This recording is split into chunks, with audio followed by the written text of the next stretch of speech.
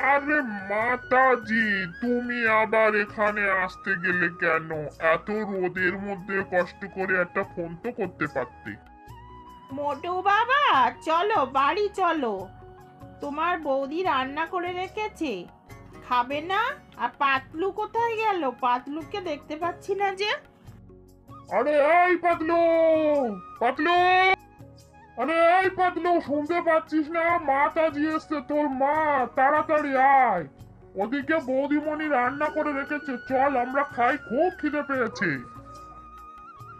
আরে মা, কি ভালো লাগছে এই গ্রামের বাড়িতে এসে, জানো আমার তো যেতেই ইচ্ছে করছে না। তো বৌদি রান্না করে রেখেছে, চলো যাই।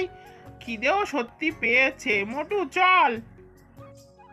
মাতাজি, বৌদি সমোসা বানিয়েছে তো, নাকি অন্য কিছু? আমার তো সমোসার জন্য খুব খিদে পাচ্ছে। তোর এই খালি সমস্যা, বুঝলি? আরে মাসিমণি, তুমি এদেরকে ডাকতে এসো, তোমারও তো দেরি হয়ে গেছে। তাই আমিও ভাবলাম গুটি গুটি পায়ে তোমাদেরকে একটু ডেকে নিয়ে যাই। চলো।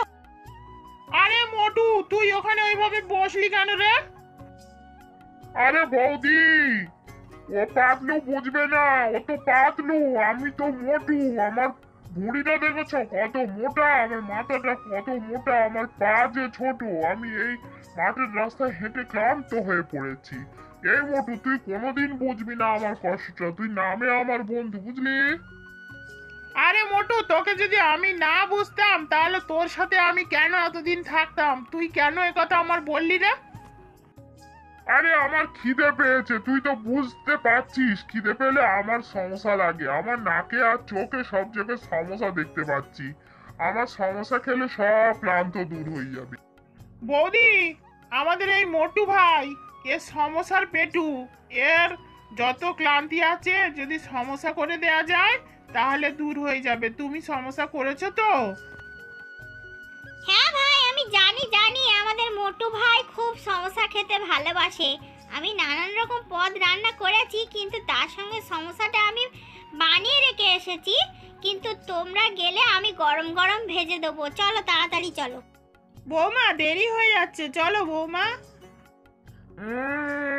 খুশবু। এই সমোসা কাটা ভাজা হয়ে গেলেই হয়ে যায়, তারপর মোটু ভাই পাতলু ভাইকে দিয়ে দিই। খুশবু। নাও মোটু ভাই, পাতলু ভাই, সমোসাটা খেয়ে নাও। মাসিমণি, তুমিও খেয়ে নাও। আর সমোসা খাওয়ার পরে অনেক রকম পদ রান্না করা আছে, সেগুলোও তো খেতে হবে নাকি? আমি আর কিচ্ছু খাবো না, আমি শুধু এই সমস্যা করা খাবো। আমি কোনো পদ খাবো না বৌদি।